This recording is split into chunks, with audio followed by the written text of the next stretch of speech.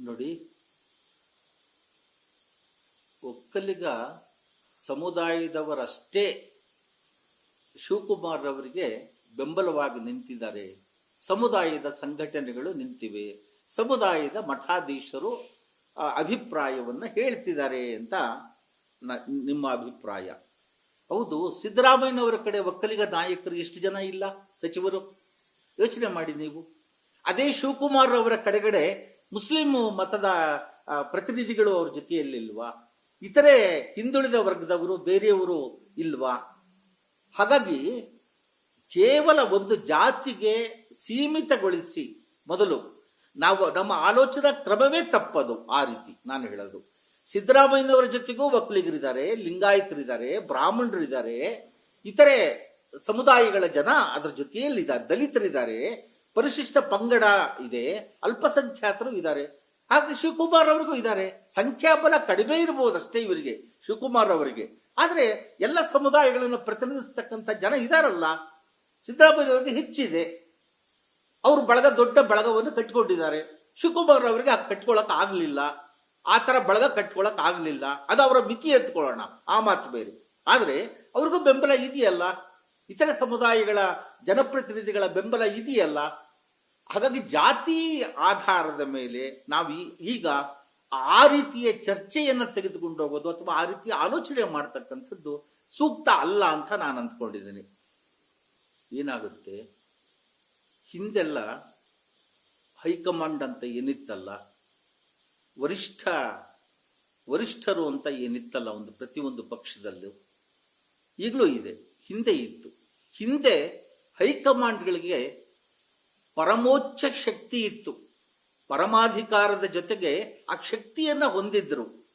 ಚೀಟಿಗಳಲ್ಲಿ ಬರ್ತಾ ಇತ್ತು ಮುಖ್ಯಮಂತ್ರಿಗಳ ಹೆಸರು. ನಾನೇ ಚಿಕ್ಕವನಾಗದಗಳಿಂದ ಅನೇಕ ಬಾರಿ ನೋಡಿದ್ದೇನೆ. ಕಾಂಗ್ರೆಸ್ ಪಕ್ಷದಲ್ಲಿ ಚೀಟಿಗಳ ಮೂಲಕ ಮುಖ್ಯಮಂತ್ರಿ ಆಯ್ಕೆ ಮಾಡ್ತಾ ಇದ್ರು, ಅವರ ಹೆಸರು ಓದ್ಬಿಟ್ಟು ವಿಧಾನಸೌಧದಲ್ಲಿ. ಅಷ್ಟೇ ಅಲ್ಲ, ಯಾಕೆ ರಾಜೀವ್ ಗಾಂಧಿಯವರು ನಮ್ಮ ಕರ್ನಾಟಕದಲ್ಲಿ ವೀರೇಂದ್ರ ಪಾಟೀಲ್ ರವರು 2ನೇ ಬಾರಿ ಮುಖ್ಯಮಂತ್ರಿಗಳಾಗಿ ಅನಾರೋಗ್ಯಕ್ಕೀಡಾದಾಗ ಅವ್ರನ್ನ ಭೇಟಿ ಮಾಡಿ ಹೋಗಿ ವಿಮಾನ ನಿಲ್ದಾಣದಲ್ಲಿ ನಾನು ಮುಖ್ಯಮಂತ್ರಿಯನ್ನ ಬದಲಾಯಿಸ್ತಾ ಇದ್ದಾರೆ, ಬಂಗಾರಪ್ಪನವರು ಮುಂದಿನ ಮುಖ್ಯಮಂತ್ರಿ ಅಂತ ವಿಮಾನ ನಿಲ್ದಾಣದಲ್ಲಿ ಘೋಷಣೆ ಮಾಡಿ ಹೋಗ್ತಾ ಇದ್ರು. ಅವಾಗ ಯಾವ ಶಾಸಕರನ್ನ ಕೇಳಿದ್ರು, ಯಾವ ಸಚಿವರನ್ನ ಕೇಳಿದ್ರು ಅವರು? ಅದೇ ತಮಿಳುನಾಡಿನಲ್ಲಿ MGR 6 ತಿಂಗಳಿಂದ ಆಸ್ಪತ್ರೆಯಲ್ಲಿದ್ರು ಕೂಡ ಆಸ್ಪತ್ರೆಯಲ್ಲಿ ಇಟ್ಕೊಂಡು ಆಡಳಿತ ನಡೆಸ್ತಾ ಇದ್ರು. ಅವತ್ತೇಕೆ ಅವರು ರಾಜೀವ್ ಗಾಂಧಿ ಅವರು ಅಲ್ಲಿ ಬದಲಾಯಿಸಲಿಲ್ಲ MGRನ? ಇಲ್ಯಾಕೆ ವೀರೇಂದ್ರ ಪಾಟೀಲ್ನ ಬದಲಾಯಿಸಿದ್ರು?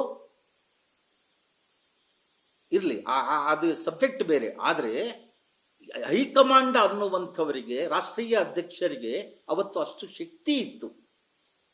ಇವತ್ತು ಅಂಥ ಶಕ್ತಿಯನ್ನ ಕಾಂಗ್ರೆಸ್ ಉಳಿಸಿಕೊಂಡಿದೆಯೇ? ಆ ರೀತಿ ಹೈಕಮಾಂಡ್ಗಳು ದೆಹಲಿಯಲ್ಲಿ ಕುಳಿತು ಚೀಟಿ ರವಾನೆ ಮಾಡುವ ಮೂಲಕ ಮುಖ್ಯಮಂತ್ರಿ ಆಯ್ಕೆ ಮಾಡುವಂತ ವಿಧಾನ ಇದೆಯಲ್ಲ, ಅದು ಅಪ್ರಜಾಸತ್ತಾತ್ಮಕವಾದದ್ದು, ಪ್ರಜಾಪ್ರಭುತ್ವದ ಮೌಲ್ಯಗಳಿಗೆ ವಿರುದ್ಧವಾದದ್ದು. ಅಂಥ ಕೆಲಸ ಹಿಂದೆ ನಡೆದಿದೆ, ಇನ್ನು ಮುಂದೆ ಆ ರೀತಿ ನಡೀಬಾರದು.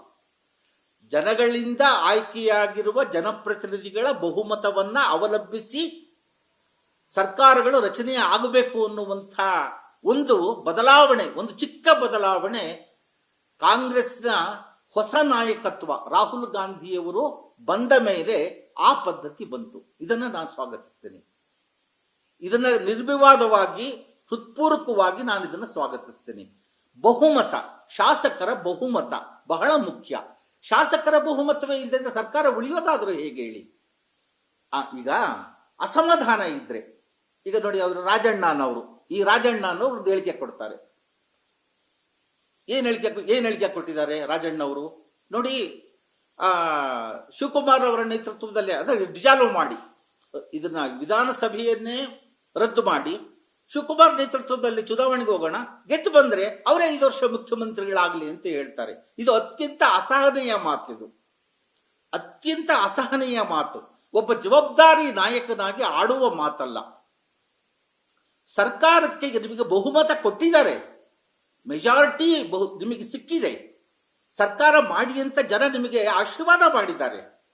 ನೀವು ನಿಮ್ಮ ಆಂತರಿಕ ಭಿನ್ನಾಭಿಪ್ರಾಯಗಳನ್ನು ಗೌರವಯುತವಾಗಿ ಬಗೆಹರಿಸಿಕೊಂಡು, ಸಮಾಧಾನಕರವಾಗಿ ಬಗೆಹರಿಸಿಕೊಂಡು, ಉಳಿದ ಅವಧಿಗೆ ನೀವು ಒಳ್ಳೆಯ ಸರ್ಕಾರ ಕೊಡುವ ಆಲೋಚನೆ ಮಾಡೋದನ್ನ ಬಿಟ್ಟು ಡಿಸಾಲ್ವ್ ಮಾಡೋಣ, ಅವ್ರ ನಾಯಕತ್ವದಲ್ಲಿ ಹೋಗೋಣ ಅಂತ ಇಂಥ ಏನ್ ಹೇಳ್ತಾರೆ ವಿವೇಕ ಅಲ್ಲದ ಮಾತುಗಳನ್ನು ಹೇಳ್ತಕ್ಕಂಥದ್ದು ಇದು ಅಸಹನೆಯ ಪರಮಾವಧಿ. ನ್ಯೂಸ್ ಫಸ್ಟ್ ನಿರ್ಭೀತಿಯಿಂದ ನಿಮ್ಮ ಪರವಾಗಿ.